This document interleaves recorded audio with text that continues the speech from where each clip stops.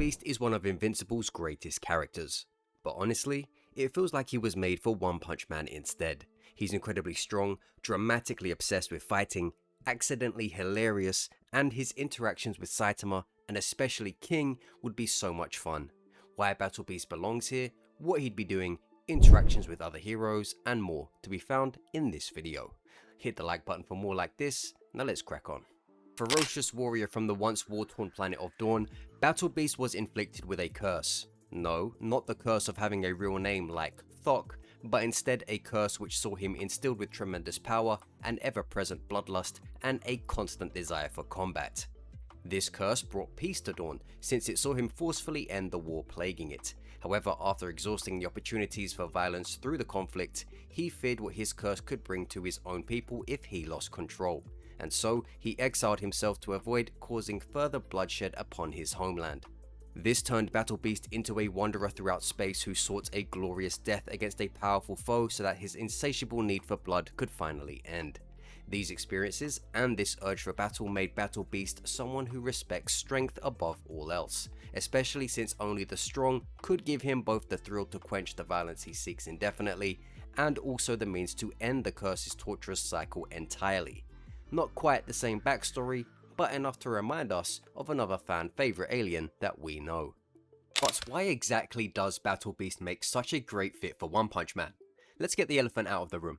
In most verses, being a 7'6" lion who looks like he spent the night rolling around in cocaine could be a narrative issue. But in One Punch Man, that design isn't so crazy. More generally, crossing over into Saitama's territory never fully works for a lot of characters because they're either not a stylistic fit, they're too seriously written, or their power just isn't at an appropriate scale. Battle Beast, however, takes care of all three. The motivations he has of seeking an epic battle fit right in with not only one, but a bunch of characters from this verse, and while Battle Beast is a serious character in some sense, he can also be just as absurd without going off character. Due to his personality and predicament, Battle Beast is dramatic and intense when needed, and surprisingly comical when the plot requests it even though he's not intending to be, which is exactly what allows One Punch Man characters to thrive in both serious and comedic situations without compromising their core identity. Battle Beast is almost something of a mix between Boros and Speed of Sound Sonic, a fight-driven character with serious, even dangerous motivations, who can't help but sometimes come off as oddly amusing.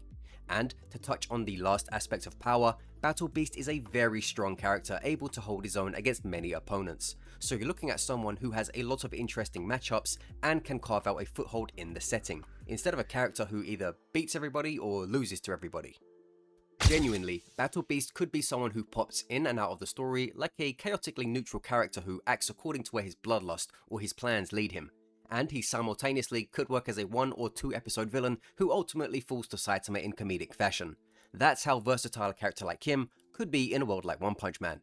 He's literally just as suitable to be one-punched in a one-off appearance as he is to be a recurring character who tangles with both monster and hero depending on the circumstances.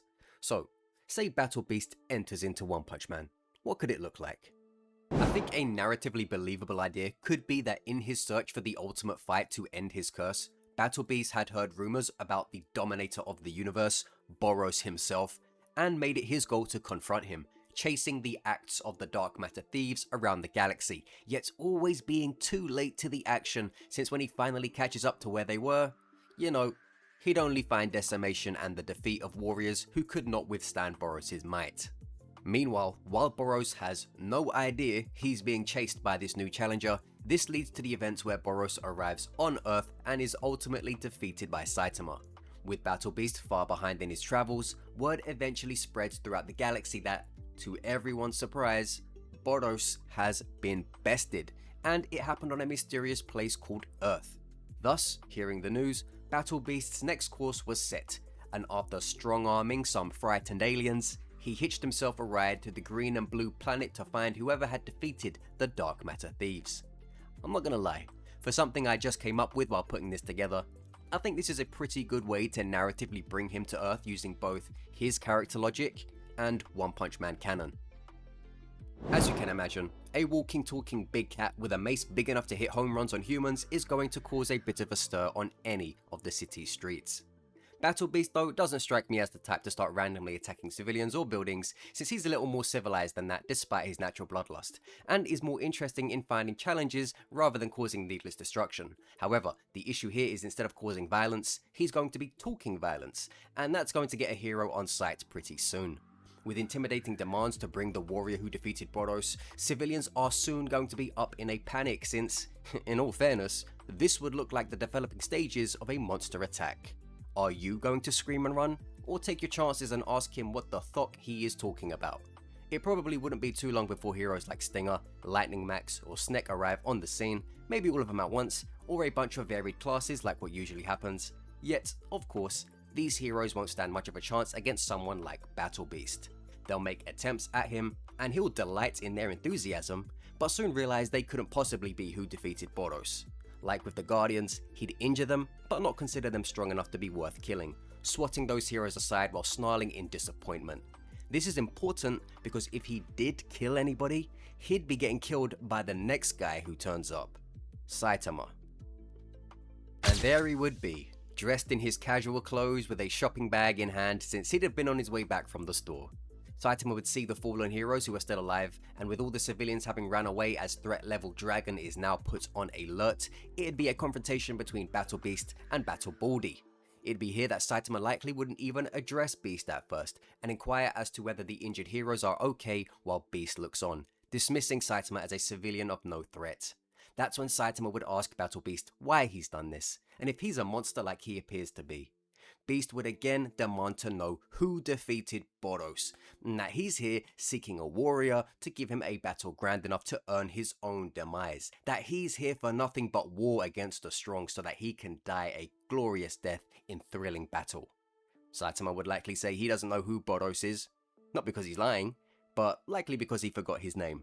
However, before Saitama can act, an explosion would sound in the distance with more screams. Another monster. Hearing the sound of possible opportunity for more combat, Battle Beast would leap off toward the noise while Saitama makes sure the downed heroes are okay, and then he'd follow after.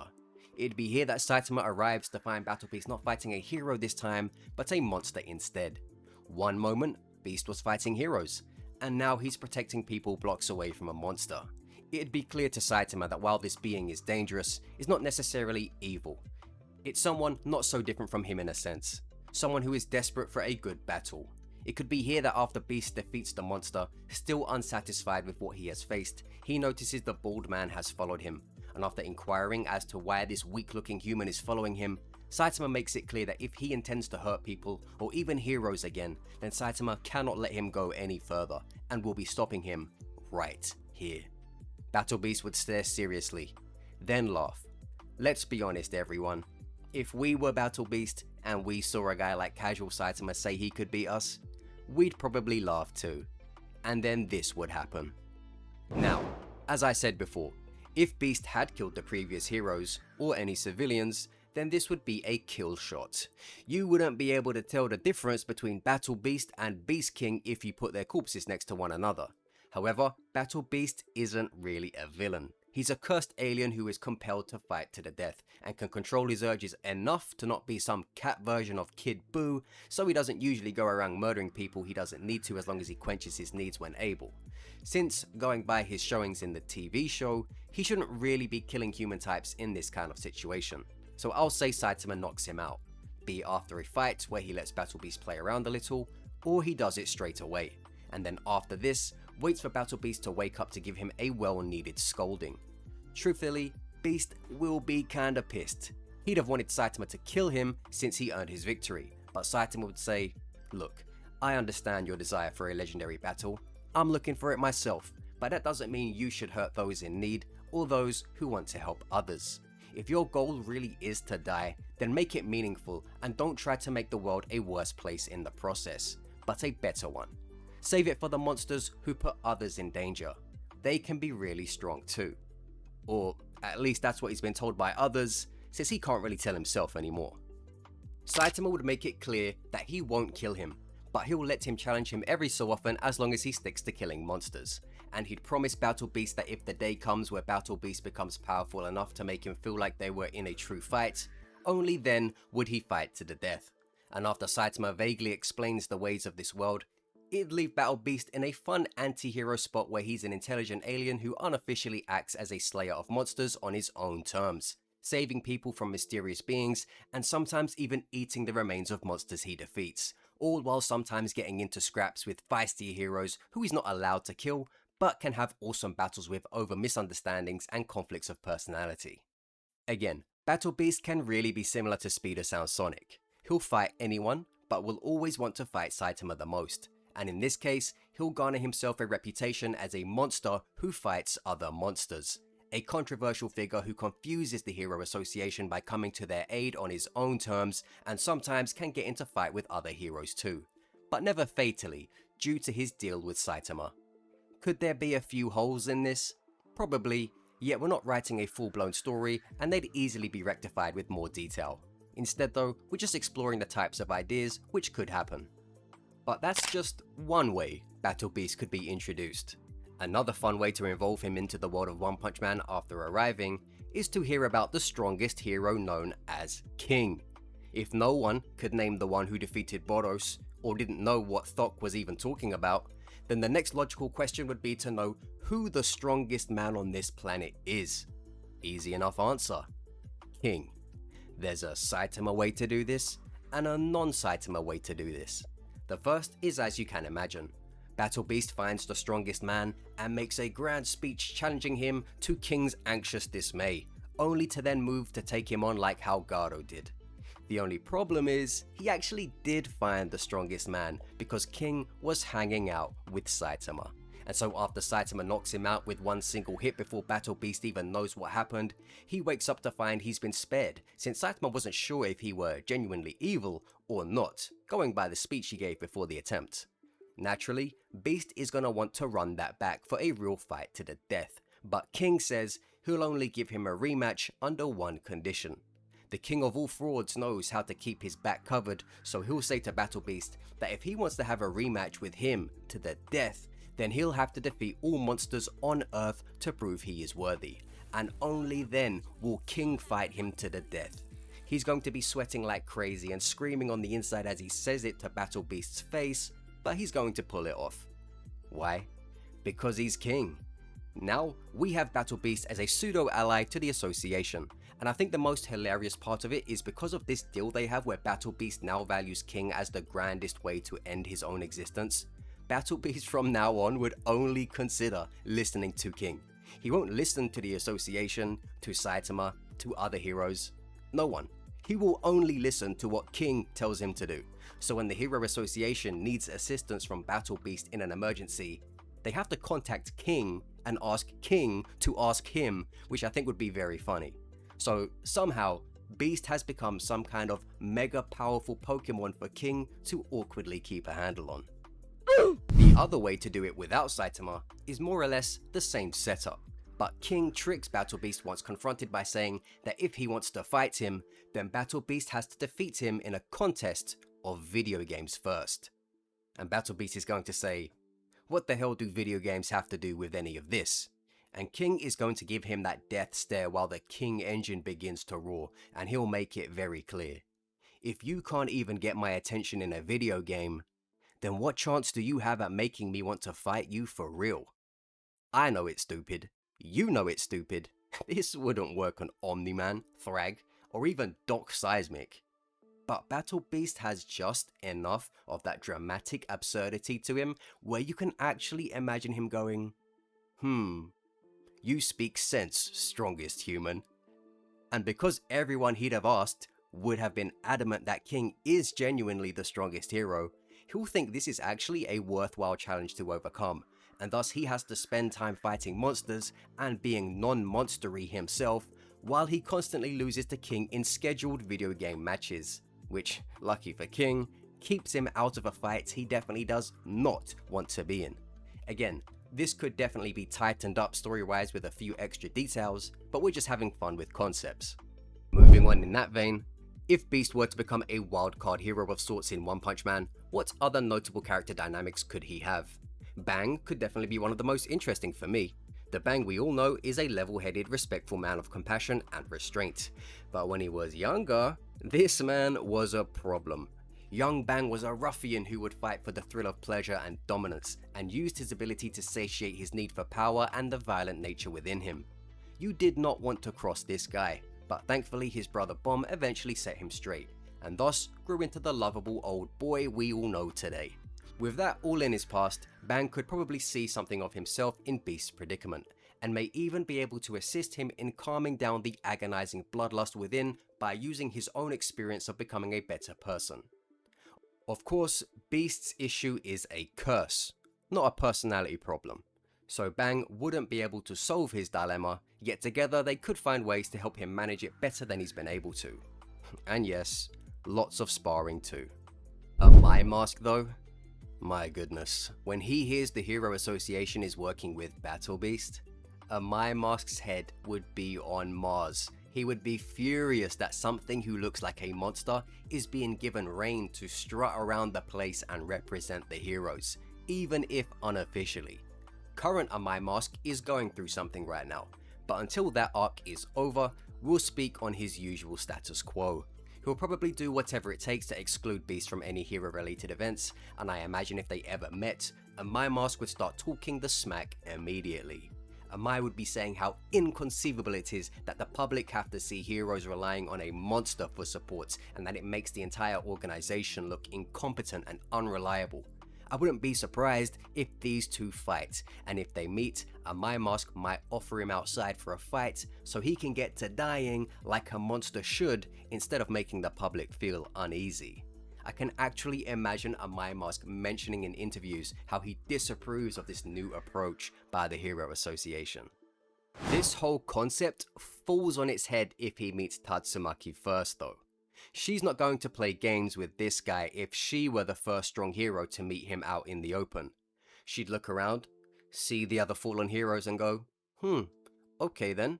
Then he'll start up this whole, I want a legendary battle that will see my life extinguished in a rain of blood, and she'll say, well, you're not going to get that first part, but you'll definitely get the second. That'd be a worst case scenario drop in, and Battle Beast gets a short-lived but ultimately comical One Punch Man appearance because he unfortunately ran into one twist woman first. On the other hand, if Beast integrates the way we said with Saitama or King into the plot, she'll still not like him, but she probably won't try to kill him unless told to. Probably. And how amazing would it be if Battle Beast were to have been included into the setting at a time which allowed him to drop into the Monster Association raid as a faux ally, working alongside the heroes to battle against the monster cadres, tangling with Garo, or even testing himself against the monster king Orochi himself. They could have all made for some seriously awesome moments, especially the surface battle where all the heroes were fighting balls to the wall against the powerful cadres who were giving it all they had to. It would have been right up Battle Beast's alley, and he would have been like a kid in a candy shop, flinging himself at any powerful monster which looked in his direction, roaring with glee as he swung for the hills against all of the Black Hess clones, going toe to toe with an increasingly humiliated Fura Ugly, trying to climb his way up Sage Centipede, and more. Yeah, he would have loved that shit, that's for sure. Even in general, the constant cropping up of intense monsters would be like a revolving door of enjoyable bloodshed for him, who would be racing to reach any alert of a particularly powerful monster before anyone else could lay claim to the violence. You can just imagine him and Metal Bat rushing toward the same monster, trying to see who can take care of it first. As you can see though, Battle Beast would make for a highly entertaining addition to One Punch Man.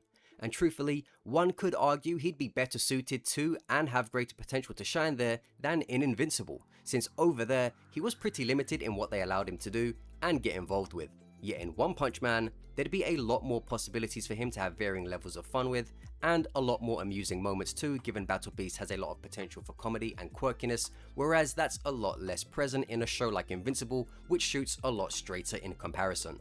From my personal opinion, Battle Beast feels like a sometimes conflicting guest character in Invincible more than an actual character tied to the soul of the story, yet in One Punch Man, he'd likely feel a lot more integrated to the nature of their style and writing. Tell me some of your thoughts and what you'd like to see if Battle Beast ever did cross over into this verse, and be sure to like the video, have a great one, and check out my other Invincible related One Punch Man videos if you haven't already. Thank you.